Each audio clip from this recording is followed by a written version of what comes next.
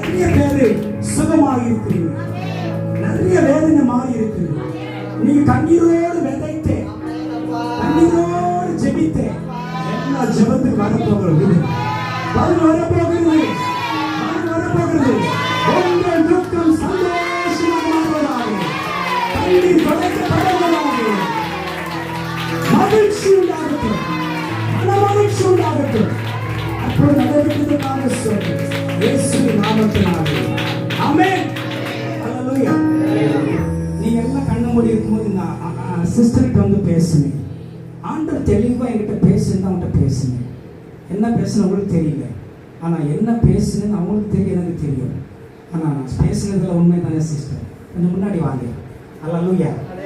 ஆரம்பத்திலிருந்து ஆவியானவர் கர்த்தருக்கு ஸ்தோத்திரம். அந்த மகள் சுற்றுமா உலாதத்தை பார்த்துக்கிட்டே இருந்தேன். ஹல்லேலூயா. கர்த்தருக்கு ஸ்தோத்திரம் ஆகட்டும். நான் சொன்ன காரியம் எல்லாம் உண்மை. ஹல்லேலூயா. எப்படி ஃபீல் பண்றீங்க இப்போ?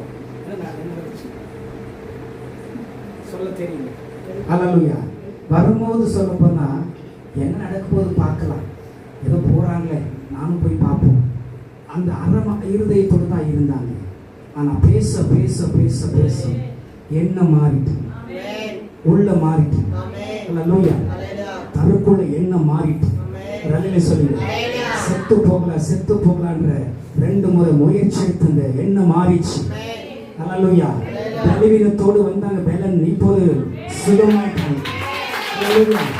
இந்த வாழ்க்கையில பெரிய மனுஷங்களாக இவங்க தூசிச்சாங்க. ஹல்லேலூயா. கர்த்தருக்கு ஸ்தோத்திரம். மேரேஜ் விஷயத்துக்காக நான் வந்து பேசுனேன். ஹல்லேலூயா. கர்த்தர் ஆவியானவர், அவர் விடுவிக்கிற தேவனா இருக்கு. இந்த 2ஆம் நாள் கூட்டத்துக்கு பிறகு உங்கள் வாழ்க்கையில் அதிசயம் நடைபெற போகுது. ஆமென். கர்த்தாவே இந்த மகளுக்கு என்ன வார்த்தை சொன்னேன்? பிருந்தா மகளுக்காக ஸ்தோத்திரம். பிருந்தா மகளை தொட்டதுக்காக, நீங்க பேசினதுக்காக கர்த்தாவே நாளைக்கு சித்தமானால் வந்து தெளிவா பேசிட்டோம். கர்த்தா இன்னும் ஒப்பு கொடு.